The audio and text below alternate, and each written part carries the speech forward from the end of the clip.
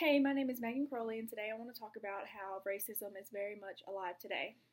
My first topic is about different races dating. I wanted to start off with Mexicans and whites dating because my mother is white and my stepdad is Latino. So, my mother is very happy with my stepdad, Mario. He is amazing and he is sweet and he's the best man she has ever been with. So, it's very upsetting when we go out in public as a family or even just when they go out by themselves and people will just stare us up and down. And most of the time it is white people. They'll wave at us and then they'll look at him and they'll literally look up and down. They'll go like they're judging us for being with him, like even associating ourselves with him. And it's very disturbing and it makes it uncomfortable to even go out and eat, and that is just completely wrong in my opinion.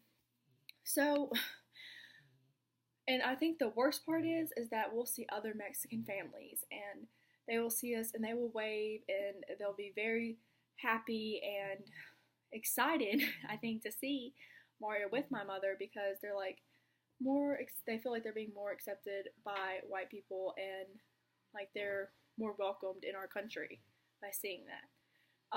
The next couples I wanted to talk about was black and white couples. These colors, both white and black, are usually stared at by both races.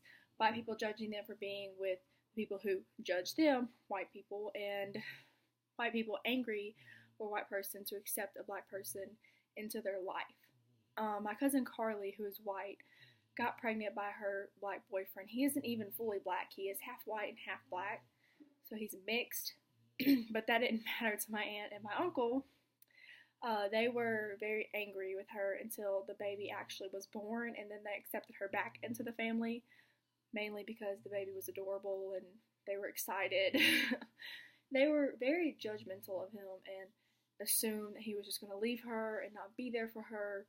And the worst part is, or really the best thing for her, but the worst thing for them is that they are now married and have their second child on the way. So that brings me to my second topic, which is about how racism can be life-threatening. So about a week ago or a week and a half ago, there was this thing on the news about the 72-year-old man, Mexican, and a 30-year-old black woman. So he was just in our country visiting family. He doesn't actually live here. He was just in town. And he was walking down the street, and she was coming down the street with her kid, and immediately just started attacking him, like picking up rocks and other things and just attacking this man. And he was 72 years old, so obviously getting hit by rocks and by a young woman was a lot on his old body. And she beat him until he almost died. He is still in the hospital with severe wounds, and they're not really sure if he's going to survive. She lied and said that he had pushed her son, and that they ended up finding out that that wasn't true. So he's still in the hospital, and that's how his family gets to see him while he's visiting. Another thing about physical and races is still in school today, like in high school usually. Other races like black people, white people, Mexicans, mainly white people and black people, honestly, will gang up on like Mexicans or Asians, or whites will gang up on blacks, and it'll just be this huge different races just constantly arguing, and they will mentally like beat down an Asian like, oh, you're supposed to be smart, or beat down Mexicans like, oh, you're just gonna go into labor anyways, or they'll say Asians, oh, you eat dogs, just completely awful things that is mentally traumatizing and hurtful and hard to grow up with, to the point where these people will take their own lives because they're like, well, I'm not accepted and this is something I cannot change. This is how I was born and this is how my life is going to be for the rest of my life.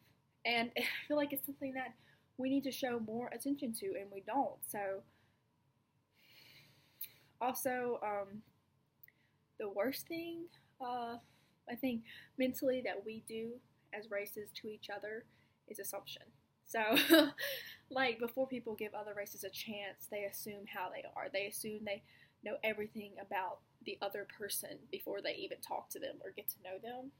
They also assume that the other race is judging them, so let me go ahead and judge them.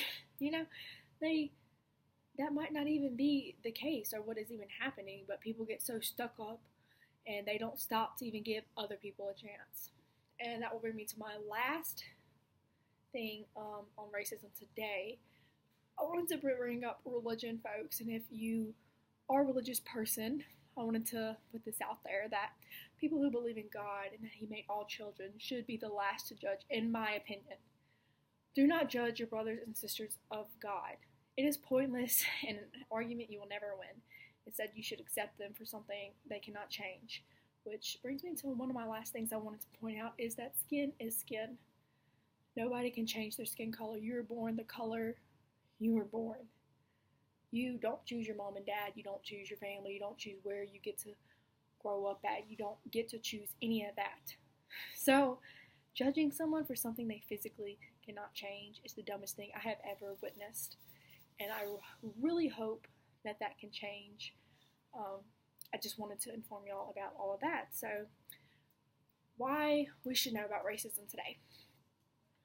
Racism today goes unnoticed and ignored.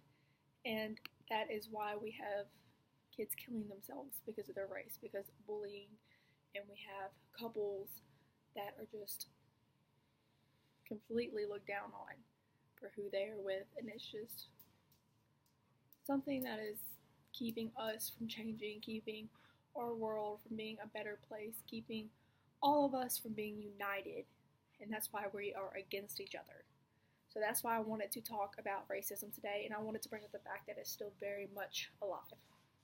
So thank you for listening, and I hope that this helped you understand why racism is still here. And thank you.